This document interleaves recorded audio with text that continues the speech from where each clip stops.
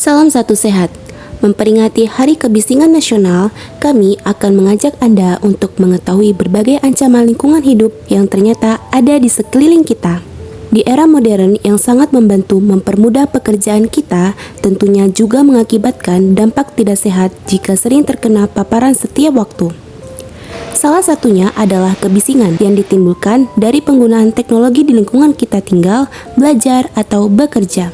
Apa itu kebisingan? Kebisingan adalah bunyi yang tidak diinginkan dari usaha atau kegiatan dalam tingkat dan waktu tertentu yang dapat menimbulkan gangguan kesehatan manusia dan kenyamanan lingkungan. Sumber kebisingan berasal dari lalu lintas, operasional alat berat, dan mesin produksi.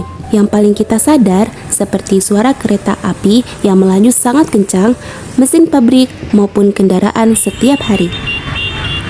Kita tahu batas normal frekuensi yang dapat ditangkap oleh telinga berkisar 20-20.000 Hz, di mana jika lebih dari ambang batas wajar dapat mengakibatkan gangguan kenyamanan dan merusak kesehatan. Menurut tim kesehatan lingkungan, bunyi dapat diukur menggunakan sound level meter dengan besaran tingkat bunyi desibel. Bunyi dikatakan aman apabila didengar berkisar 55 desibel. Jika sudah masuk ambang batas 140 desibel di atas 90 desibel, sangat mengganggu kenyamanan telinga dan menyebabkan kerusakan ambang kronis. Kebisingan sendiri dibagi menjadi 4 jenis.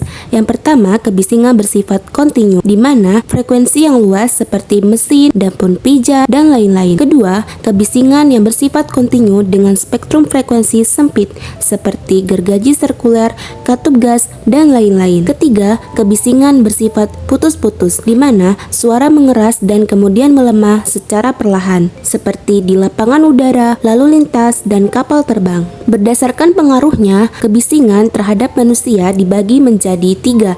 Yang pertama, bising yang mengganggu. Contohnya adalah mendengkur. Yang kedua, bising yang menutupi. Ketiga, bising yang merusak atau menurunkan fungsi pendengaran. Terhadap kesehatan, kebisingan sendiri dibagi menjadi 3 jenis. Kebisingan intensitas tinggi dapat menyebabkan kerusakan pada pendengaran seperti ketulian permanen ataupun sementara. Kebisingan akan sangat terasa apabila jenis kebisingannya terputus-putus dan sumbernya tidak diketahui. Secara fisiologis, kebisingan dengan intensitas tinggi dapat menyebabkan gangguan kesehatan seperti meningkatnya tekanan darah, gangguan sensoris denyut jantung, serangan jantung, dan gangguan pencernaan. Kebisingan juga sangat mengganggu reaksi masyarakat, di mana suatu proses produksi sedemikian hebatnya, masyarakat akan terganggu dan memprotes menuntut kegiatan tersebut dihentikan. Setelah kita tahu kebisingan sangat mengancam kenyamanan hidup kita dan lingkungan kita, dapat mengurangi polusi kebisingan dengan mematikan peralatan ketika tidak digunakan, menggunakan penyumbat telinga, memperkecil volume suara, menanam lebih banyak pohon, melakukan perawatan rutin terhadap kendaraan dan mesin, serta